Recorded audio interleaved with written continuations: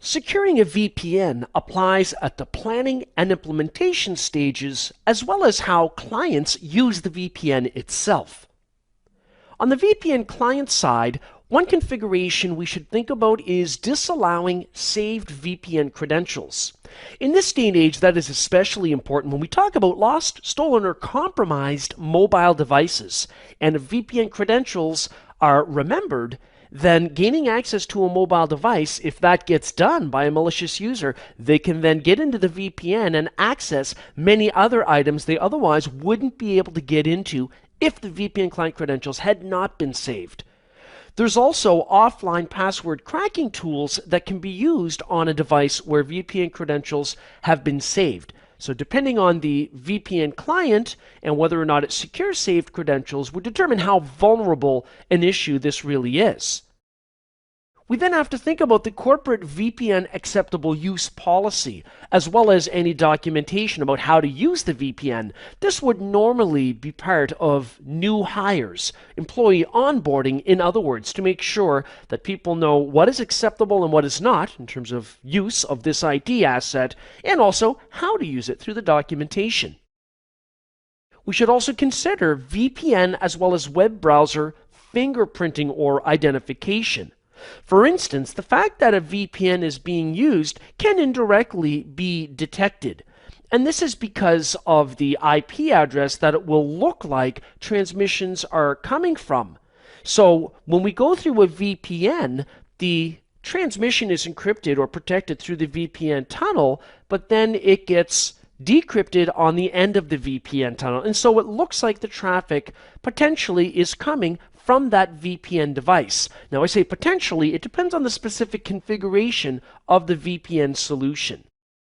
The other consideration is logging on the VPN server or VPN device. In a corporate enterprise, we'll normally want logs retained for auditing purposes. However, on the personal user space side, on the internet, where we're using potentially proxy anonymizers, it might be of interest to determine whether or not the proxy service we're using does retain logs. Some configuration best practices for VPNs would include modifying the VPN authentication timeout.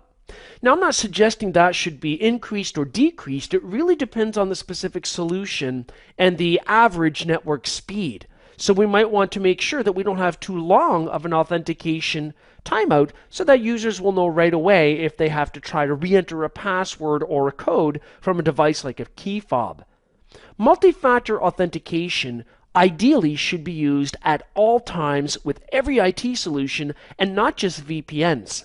But the reason it stands out with VPNs is because VPNs potentially allow outside access to an internal protected network. And so as such, we want to protect it to the utmost degree. And using multi-factor authentication requires the use of more than one security category to identify one's self. So instead of just a username and password, which are both something you know, so single-factor authentication, maybe in addition to the username and password, our VPN requires the use of a key fob with numeric changing code that's synchronized with the VPN device.